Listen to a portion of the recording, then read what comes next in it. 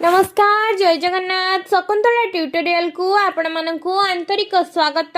मु प्रियंका रथ आपण माने आसंता क्लास रे आलोचना करथिले। हमें कोन आलोचना करथिले? जगन्नाथ श्री जगन्नाथ संस्कृति ऊपर आलोचना करथिले। श्री जगन्नाथ संस्कृति रे 53टा क्वेश्चन हमें आलोचना करि सारिथिले। ता भितरे कोन थिला? फतेह हनुमान को विषय रे थिला। जगन्नाथ मंदिर भितरे थिबा पाचेरी रो ना कोन थिला? चतुर्धा मूर्ति क्या कहुए सब आलोचना कर सारी। आज नेक्स्ट क्वेश्चन आलोचना करबा। प्रथम प्रश्न कौन? स्नान मंडपर आयतन केते? स्नान मंडपर आयतन केते? स्नान मंडपर आयतन केते? 75 फुट। स्नान मंडपर आयतन हेउची 75 फुट। चाहाणी मंडप केउ दिगरे अवस्थित?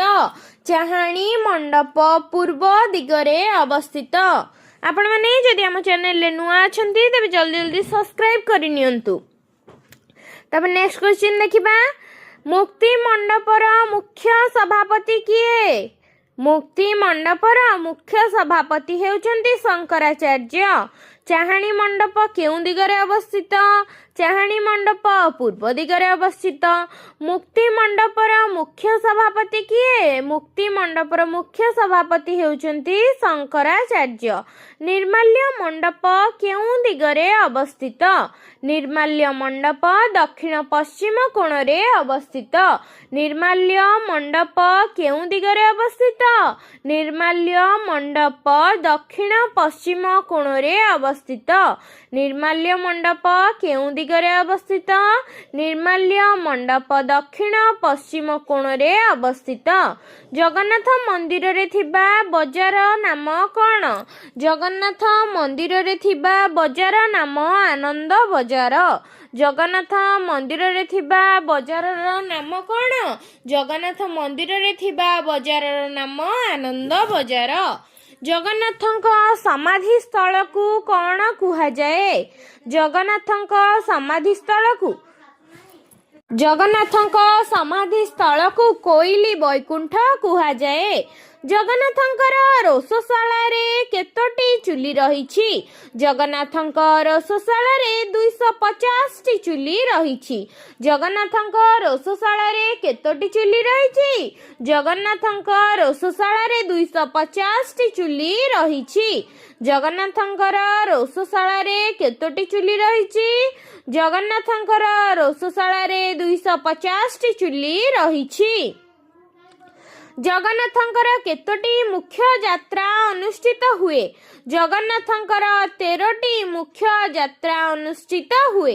जगन्नाथଙ୍କର केतोटी मुख्य यात्रा अनुष्ठित हुए?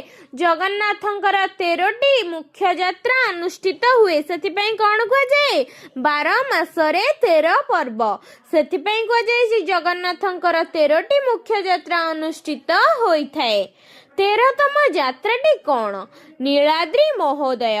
13तम यात्राटी कौन? नीलाद्री महोदय। जगन्नाथଙ୍କର जन्मदिन भावरे केउ दिन को ग्रहण करा जाए? जगन्नाथଙ୍କର जन्मदिन भावरे स्नान पूर्णिमा दिन को ग्रहण करा जाए। जगन्नाथଙ୍କର जन्मदिन भावरे केउ दिन को ग्रहण करा जाए? जगन्नाथଙ୍କର जन्मदिन भावरे स्नान पूर्णिमा दिन को ग्रहण करा जाए।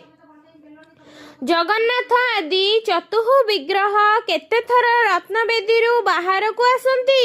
जगन्नाथ आदि चतुः विग्रह 2 थर रत्नवेदी रु बाहर को आसंती। जगन्नाथ केउ दांत काठी घसंती? जगन्नाथ मुतुरी दांत काठी घसी थांती। जगन्नाथ केउ दांत काठी घसी थांती? मुतुरी दांत काठी घसी थांती। जगन्नाथଙ୍କ निकटरे केते थर भोग लागि हुए? जगन्नाथଙ୍କ निकटरे 5 थर भोग लागि होइथाए। जगन्नाथଙ୍କ निकटरे केते थर भोग लागि हुए? जगन्नाथଙ୍କ निकटरे 5 थर भोग लागि होइथाए। शंखुड़ी भोग केते थर हुए? शंखुड़ी भोग 4 थर होइथाए। शंखुड़ी भोग केते थर होइथाए? शंखुड़ी भोग 4 थर होइथाए। निशंखुड़ी भोग केते थर होइथाए? निशंखुड़ी भोग थरुटिए होइथाए। कोन सेटा? गोपाल बल्लभ। गोपाल बल्लभ निशंखुड़ी भोग गोटिए थर होइथाए। ପହିଲି ଭୋଗ କେଉଁ ମାସରେ ଲାଗି ହୁଏ? ପୌଷ ମାସରେ ପହିଲି ଭୋଗ ଲାଗି ହୋଇଥାଏ। ପହିଲି ଭୋଗ କେଉଁ ମାସରେ ଲାଗି ହୁଏ? ପୌଷ ମାସରେ ପହିଲି ଭୋଗ ଲାଗି ହୋଇଥାଏ। ଜଗନ୍ନାଥଙ୍କ ନିକଟରେ କେତେ ପ୍ରକାରର ଭୋଗ ଲାଗି ହୁଏ? ଜଗନ୍ନାଥଙ୍କ ନିକଟରେ 56 ପ୍ରକାରର ଭୋଗ ଲାଗି ହୋଇଥାଏ। ବିଶ୍ୱାବସୁ ଶବରଙ୍କ ବଂଶଧର କିଏ? ବିଶ୍ୱାବସୁ ଶବରଙ୍କ ବଂଶଧର ହେଲେ ଦଇତା। ଦଇତା ହେଲେ ବିଶ୍ୱାବସୁ ଶବରଙ୍କ ବଂଶଧର। ବିଦ୍ୟାପତିଙ୍କ ବଂଶଧର କିଏ? ବିଦ୍ୟାପତିଙ୍କ ବଂଶଧର ହେଲେ ପତି ମହାପାତ୍ର। ବିଦ୍ୟାପତିଙ୍କ ବଂଶଧର କିଏ? ନା ବିଦ୍ୟାପତିଙ୍କ ବଂଶଧର ହେଲେ ପତି ମହାପାତ୍ର। ବିଦ୍ୟାପତି ଓ ଲଳିତାଙ୍କ ବଂଶଧରକୁ କ'ଣ କୁହାଯାଏ? ବିଦ୍ୟାପତି ଓ ଲଳିତାଙ୍କ ବଂଶଧରକୁ ସୁଆର କୁହାଯାଏ। ବିଦ୍ୟାପତି ଓ ଲଳିତାଙ୍କ ବଂଶଧରକୁ କ'ଣ କୁହାଯାଏ? ବିଦ୍ୟାପତି ଓ ଲଳିତାଙ୍କ ବଂଶଧରକୁ ସୁଆର କୁହାଯାଏ। କେଉଁ ପୋଥିରେ ଶ୍ରୀମନ୍ଦିରର ଘଟଣାବଳୀ ଲିଖିତ ଅଛି? ମାଦଳା ପାଞ୍ଜିରେ ଶ୍ରୀମନ୍ଦିରର ଘଟଣାବଳୀ ଲିଖିତ ଅଛି। କେଉଁ ପୋଥିରେ ଶ୍ରୀମନ୍ଦିରର ଘଟଣାବଳୀ ଲିଖିତ ଅଛି? ମାଦଳା ପାଞ୍ଜିରେ ଶ୍ରୀମନ୍ଦିରର ଘଟଣାବଳୀ ଲିଖିତ ଅଛି। ମାଉସୀ ମାଙ୍କର ଅନ୍ୟ ନାମ କ'ଣ? ମାଉସୀ ମାଙ୍କର ଅନ୍ୟ ନାମ ହେଲା ଅର୍ଦ୍ଧାସିନୀ। ମାଉସୀ ମାଙ୍କର ଅନ୍ୟ ନାମ କ'ଣ? ମାଉସୀ ମାଙ୍କର ଅନ୍ୟ ନାମ ହେଲା ଅର୍ଦ୍ଧାସିନୀ। ଅର୍ଦ୍ଧାସିନୀ ଏଇଟା ଗୋଟେ ଇମ୍ପୋର୍ଟାଣ୍ଟ କ୍ୱେଶ୍ଚିନ୍, ମନେ ରଖିଥିବେ। ପିଜି କମ୍ପିଟିଟିଭ୍ ଏକ୍ଜାମ୍ ମାନଙ୍କରେ ଆସିପାରେ। ମାଉସୀ ମାଙ୍କର ଅନ୍ୟ ନାମ ହେଲା ଅର୍ଦ୍ଧାସିନୀ। ପୁରୀର ଶ୍ମଶାନକୁ କ'ଣ କୁହାଯାଏ? ପୁରୀର ଶ୍ମଶାନକୁ ସ୍ୱର୍ଗଦ୍ୱାର କୁହାଯାଏ। ବ୍ରହ୍ମାସନ କାହାର ଅନ୍ୟ ନାମ? ମୁକ୍ତିମଣ୍ଡପର ଅନ୍ୟ ନାମ ହେଉଛି ବ୍ରହ୍ମାସନ। ଜଗନ୍ନାଥଙ୍କର ଚଳନ୍ତି ପ୍ରତିମା କିଏ? ମଦନ ମୋହନ ହେଉଛନ୍ତି ଜଗନ୍ନାଥଙ୍କର ଚଳନ୍ତି ପ୍ରତିମା। ଜଗନ୍ନାଥଙ୍କର ଚଳନ୍ତି ପ୍ରତିମା କିଏ? ମଦନ ମୋହନ। ମଦନ ମୋହନ ହେଉଛନ୍ତି ଜଗନ୍ନାଥଙ୍କର ଚଳନ୍ତି ପ୍ରତିମା। ଦେବୀ ଭାଗବତ ଅନୁଯାୟୀ ଜଗନ୍ନାଥ ଓ ବିମଳା କିଏ? ଦେବୀ ଭାଗବତ ଅନୁଯାୟୀ ଜଗନ୍ନାଥ ଓ ବିମଳା ଭୈରବ ଓ ଭୈରବୀ। ଦେବୀ ଭାଗବତ ଅନୁଯାୟୀ ଜଗନ୍ନାଥ ଓ ବିମଳା ହେଉଛନ୍ତି ଭୈରବ ଓ ଭୈରବୀ। ମହାଲକ୍ଷ୍ମୀ ମନ୍ଦିର କେଉଁ ରାଜା ନିର୍ମାଣ କରିଥିଲେ? ମହାଲକ୍ଷ୍ମୀ ମନ୍ଦିର ଚୋଡ଼ଗଙ୍ଗ ଦେବ ନିର୍ମାଣ କରିଥିଲେ। ମହାଲକ୍ଷ୍ମୀ ମନ୍ଦିର କିଏ ନିର୍ମାଣ କରିଥିଲେ? ଚୋଡ଼ଗଙ୍ଗ ଦେବ ମହାଲକ୍ଷ୍ମୀ ମନ୍ଦିର ନିର୍ମାଣ କରିଥିଲେ। ଦ୍ରାବିଡ଼ ଶବ୍ଦ ଅନୁଯାୟୀ କୋଇଲିର ଅର୍ଥ କ'ଣ? ଦ୍ରାବିଡ଼ ଶବ୍ଦ ଅନୁଯାୟୀ କୋଇଲିର ଅର୍ଥ ଦେବଗୃହ। ଦ୍ରାବିଡ଼ ଶବ୍ଦ ଅନୁଯାୟୀ କୋଇଲିର ଅର୍ଥ କ'ଣ? ଦ୍ରାବିଡ଼ ଶବ୍ଦ ଅନୁଯାୟୀ କୋଇଲିର ଅର୍ଥ ଦେବଗୃହ। ରୋଷଶାଳାରେ ଅଗ୍ନିକୁ କ'ଣ କୁହାଯାଏ? ରୋଷଶାଳାର ଅଗ୍ନିକୁ ବୈଷ୍ଣବାଗ୍ନି କୁହାଯାଏ। ରୋଷଶାଳାର ଅଗ୍ନିକୁ କ'ଣ କୁହାଯାଏ? ବୈଷ୍ଣବାଗ୍ନି କୁହାଯାଏ। ଶ୍ରୀମନ୍ଦିରରେ କେତୋଟି ପାକ ହୋଇଥାଏ? ଶ୍ରୀମନ୍ଦିରରେ 4ଟି ପାକ ହୋଇଥାଏ। ଭୀମ ପାକ, ନଳ ପାକ, ସୌରୀ ପାକ ଓ ଗୌରୀ ପାକ। ଶ୍ରୀମନ୍ଦିରରେ କେତୋଟି ପାକ ହୋଇଥାଏ? ଶ୍ରୀମନ୍ଦିରରେ 4ଟି ପାକ ହୋଇଥାଏ। ଗୋଟେ ହେଲା ଭୀମ ପାକ, ଆଉ ଗୋଟେ ନଳ ପାକ, ଆଉ ଗୋଟେ ସୌରୀ ପାକ ଓ ଗୌରୀ ପାକ। ନେକ୍ସଟ କ୍ୱେଶ୍ଚିନ୍, ତ୍ରିବୀଜ କ'ଣ? ତ୍ରିବୀଜ କ'ଣ? ଶ୍ରୀଂ ହ୍ଲିଂ କ୍ଲିଂ କୁ ତ୍ରିବୀଜ କୁହାଯାଏ। ଶ୍ରୀଂ ହ୍ଲିଂ କ୍ଲିଂ କୁ ତ୍ରିବୀଜ କୁହାଯାଏ। ଶ୍ରୀଂରେ କିଏ? ବଳଭଦ୍ର ହେଉଛନ୍ତି ଶ୍ରୀଂ। ହ୍ଲିଂ କିଏ? ହ୍ଲିଂ ହେଉଛନ୍ତି ସୁଭଦ୍ରା। କ୍ଲିଂ କିଏ? ଜଗନ୍ନାଥ ହେଉଛନ୍ତି କ୍ଲିଂ। ଶ୍ରୀଂ ହ୍ଲିଂ କ୍ଲିଂ ବୁଝିହେଲା। ନେକ୍ସଟ କ୍ୱେଶ୍ଚିନ୍, ବଳଭଦ୍ର କେଉଁ ଯୋଗର ପ୍ରତୀକ? ଯୋଗ ବିଷୟରେ ଜାଣିବା। କେଉଁ ଯୋଗର ପ୍ରତୀକ ବଳଭଦ୍ର? ଜ୍ଞାନ ଯୋଗର ପ୍ରତୀକ ହେଉଛନ୍ତି ବଳଭଦ୍ର। ଜଗନ୍ନାଥ କେଉଁ ଯୋଗର ପ୍ରତୀକ? ସବୁ ଭକ୍ତ ମାନଙ୍କର ସବୁ ଅଳି ଅଝଟି ଶୁଣନ୍ତି ନା ସେ, ତେବେ ସେ କେଉଁ ଯୋଗର ପ୍ରତୀକ? ଭକ୍ତି ଯୋଗର ପ୍ରତୀକ। ସାରଳା ମହାଭାରତରେ ବଳଭଦ୍ର ଓ ସୁଭଦ୍ରାଙ୍କୁ କେଉଁ ରୂପରେ ବର୍ଣ୍ଣନା କରାଯାଇଛି? ସାରଳା ମହାଭାରତରେ ବଳଭଦ୍ର ଓ ସୁଭଦ୍ରାଙ୍କୁ ଶିବ ଓ ବ୍ରହ୍ମା ରୂପରେ ବର୍ଣ୍ଣନା କରାଯାଇଛି। ସାରଳା ମହାଭାରତରେ ବଳଭଦ୍ର ଓ ସୁଭଦ୍ରାଙ୍କୁ ଶିବ ଓ ବ୍ରହ୍ମା ରୂପରେ ବର୍ଣ୍ଣନା କରାଯାଇଛି। କେଉଁ ଗ୍ରନ୍ଥରେ ଚତୁର୍ଦ୍ଧାମୂର୍ତ୍ତିଙ୍କୁ 4ଟି ବେଦ ବୋଲି କୁହାଯାଇଛି? ବଳରାମ ଦାସଙ୍କ ଗୁପ୍ତ ଗୀତାରେ ଚତୁର୍ଦ୍ଧାମୂର୍ତ୍ତିଙ୍କୁ 4ଟି ବେଦ ବୋଲି କୁହାଯାଇଅଛି। ବଳରାମ ଦାସଙ୍କ ଗୁପ୍ତ ଗୀତାରେ ଚତୁର୍ଦ୍ଧାମୂର୍ତ୍ତିଙ୍କୁ 4ଟି ବେଦ ବୋଲି କୁହାଯାଇଅଛି। ଜଗନ୍ନାଥ ଓ ବଳଭଦ୍ର କେଉଁ ବେଦର ପ୍ରତୀକ? ଜଗନ୍ନାଥ ହେଉଛନ୍ତି ଯଜୁର୍ବେଦ ଓ ବଳଭଦ୍ର ହେଉଛନ୍ତି ସାମବେଦର ପ୍ରତୀକ। ଜଗନ୍ନାଥ କେଉଁ ବେଦର? ନା ଯଜୁର୍ବେଦର ପ୍ରତୀକ ଏବଂ ବଳଭଦ୍ର ସାମବେଦର ପ୍ରତୀକ ଅଟନ୍ତି। ନେକ୍ସଟ କ୍ୱେଶ୍ଚିନ୍, ସୁଭଦ୍ରା ଓ ସୁଦର୍ଶନ କେଉଁ ବେଦର ପ୍ରତୀକ? ସୁଭଦ୍ରା ହେଲେ ଋଗ୍ବେଦର ଓ ସୁଦର୍ଶନ ହେଲେ ଅଥର୍ବ ବେଦର ପ୍ରତୀକ। ସୁଭଦ୍ରା ହେଲେ ଋଗ୍ବେଦର ପ୍ରତୀକ ଓ ସୁଦର୍ଶନ ହେଲେ ଅଥର୍ବ ବେଦର ପ୍ରତୀକ। ଜଗନ୍ନାଥ ମୁରବୀ ପେନୁ, ବଳଭଦ୍ର ଜାକିର ପେନୁ, ସୁଭଦ୍ରା ତାନା ପେନୁ ବୋଲି କେଉଁମାନେ ଗ୍ରହଣ କରନ୍ତି? ଆଦିବାସୀମାନେ ଗ୍ରହଣ କରନ୍ତି। କ'ଣ ଗ୍ରହଣ କରନ୍ତି? ଆଉଥରେ ଦେଖିନେବା। ଜଗନ୍ନାଥଙ୍କୁ ମୁରବୀ ପେନୁ, ବଳଭଦ୍ରଙ୍କୁ ଜାକିର ପେନୁ ଓ ସୁଭଦ୍ରାଙ୍କୁ ତାନା ପେନୁ ଭାବରେ ଗ୍ରହଣ କରନ୍ତି। ଇଣ୍ଟରେଷ୍ଟିଂ।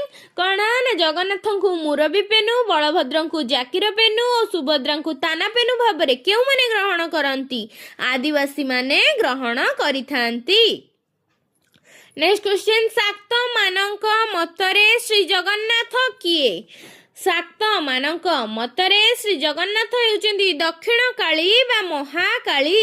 ଶାକ୍ତମାନଙ୍କ ମତରେ ଶ୍ରୀ ଜଗନ୍ନାଥ କିଏ? ଶାକ୍ତମାନଙ୍କ ମତରେ ଶ୍ରୀ ଜଗନ୍ନାଥ ହେଉଛନ୍ତି ଦକ୍ଷିଣ କାଳୀ ବା ମହାକାଳୀ। ବୈଷ୍ଣବମାନଙ୍କ ମତରେ ଶ୍ରୀ ଜଗନ୍ନାଥ କିଏ? ବୈଷ୍ଣବମାନଙ୍କ ମତରେ ଶ୍ରୀ ଜଗନ୍ନାଥ ହେଉଛନ୍ତି ଭୈରବ। ବୈଷ୍ଣବମାନଙ୍କ ମତରେ ଶ୍ରୀ ଜଗନ୍ନାଥ ହେଉଛନ୍ତି ଭୈରବ। ବୈଷ୍ଣବମାନଙ୍କ ମତରେ ଶ୍ରୀ ଜଗନ୍ନାଥ କିଏ? ବୈଷ୍ଣବମାନଙ୍କ ମତରେ ଶ୍ରୀ ଜଗନ୍ନାଥ ହେଉଛନ୍ତି ଭୈରବ। ଶ୍ରୀ ଜଗନ୍ନାଥଙ୍କ ବାମ ଚକ୍ଷୁ ଓ ଦକ୍ଷିଣ ଚକ୍ଷୁକୁ କ'ଣ ବୋଲି ରୂପ ଦିଆଯାଇଛି? ଶ୍ରୀ ଜଗନ୍ନାଥଙ୍କ ବାମ ଚକ୍ଷୁ ଓ ଦକ୍ଷିଣ ଚକ୍ଷୁକୁ ଚନ୍ଦ୍ର ଓ ସୂର୍ଯ୍ୟ ବୋଲି ରୂପ ଦିଆଯାଇଅଛି। ଶ୍ରୀ ଜଗନ୍ନାଥଙ୍କ ବାମ ଚକ୍ଷୁ ଓ ଦକ୍ଷିଣ ଚକ୍ଷୁକୁ ଚନ୍ଦ୍ର ଓ ସୂର୍ଯ୍ୟ ବୋଲି ରୂପ ଦିଆଯାଇଛି। ବାମ ଚକ୍ଷୁକୁ ଚନ୍ଦ୍ର ଓ ଦକ୍ଷିଣ ଚକ୍ଷୁକୁ ସୂର୍ଯ୍ୟ ବୋଲି ରୂପ ଦିଆଯାଇଛି। କାହାର? ନା ଶ୍ରୀ ଜଗନ୍ନାଥଙ୍କର। କେଉଁ ଗ୍ରନ୍ଥରେ ରାଧା ଓ ଜଗନ୍ନାଥ ଏକ ଅଙ୍ଗ ବୋଲି ବର୍ଣ୍ଣନା କରାଯାଇଛି? ଜଗନ୍ନାଥ ଚରିତାମୃତ ଗ୍ରନ୍ଥରେ ରାଧା ଓ ଜଗନ୍ନାଥ ଏକ ଅଙ୍ଗ ବୋଲି ବର୍ଣ୍ଣନା କରାଯାଇଛି। କେଉଁ ଗ୍ରନ୍ଥରେ ରାଧା ଓ ଜଗନ୍ନାଥ ଏକ ଅଙ୍ଗ ବୋଲି ବର୍ଣ୍ଣନା କରାଯାଇଛି? ଜଗନ୍ନାଥ ଚରିତାମୃତ ଗ୍ରନ୍ଥରେ ରାଧା ଓ ଜଗନ୍ନାଥ ଏକ ଅଙ୍ଗ ବୋଲି ବର୍ଣ୍ଣନା କରାଯାଇଛି। ଶ୍ରୀମନ୍ଦିରରେ କେତୋଟି ନୀତି ପାଳିତ ହୁଏ ଓ କ'ଣ କ'ଣ? ଶ୍ରୀମନ୍ଦିରରେ 4ଟି ନୀତି ପାଳିତ ହୋଇଥାଏ। କ'ଣ କ'ଣ? ଦୈନିକ ନୀତି, ସାମୟିକ ନୀତି, ଯାନିଯାତ୍ରା ନୀତି ଓ ଗୁପ୍ତ ନୀତି। ଶ୍ରୀମନ୍ଦିରରେ 4ଟି ନୀତି ପାଳିତ ହୋଇଥାଏ। ଗୋଟେ ହେଲା ଦୈନିକ ନୀତି, ସାମୟିକ ନୀତି, ଯାନିଯାତ୍ରା ନୀତି ଓ ଗୁପ୍ତ ନୀତି। ନେକ୍ସଟ କ୍ୱେଶ୍ଚିନ୍, କେଉଁ ସେବକ ଜଗନ୍ନାଥ ମନ୍ଦିରର ଦ୍ୱାର ଫିଟାନ୍ତି? ଭିତରଛୁ ମହାପାତ୍ର ବା ସେବକ ଜଗନ୍ନାଥ ମନ୍ଦିରର ଦ୍ୱାର ଫିଟାଇଥାନ୍ତି। ଭିତରଛୁ ମହାପାତ୍ର ସେବକ ଜଗନ୍ନାଥ ମନ୍ଦିରର ଦ୍ୱାର ଫିଟାଇଥାନ୍ତି। କେଉଁ ସେବକ ଜଗନ୍ନାଥ ମନ୍ଦିରର ଦ୍ୱାର ବନ୍ଦ କରିଥାନ୍ତି? ତାଳିଚ୍ଛ ମହାପାତ୍ର ସେବକ ଜଗନ୍ନାଥ ମନ୍ଦିରର ଦ୍ୱାର ବନ୍ଦ କରିଥାନ୍ତି। କେଉଁ ସେବକ ଜଗନ୍ନାଥ ମନ୍ଦିରର ଦ୍ୱାର ଫିଟାଇଥାନ୍ତି? ଭିତରଛୁ ମହାପାତ୍ର। ଏବଂ କେଉଁ ସେବକ ଜଗନ୍ନାଥ ମନ୍ଦିରର ଦ୍ୱାର ବନ୍ଦ କରିଥାନ୍ତି? ତଳିଚ୍ଛ ମହାପାତ୍ର। ପୁଷ୍ୟାଭିଷେକ କେଉଁ ତିଥିରେ ପାଳନ ହୁଏ?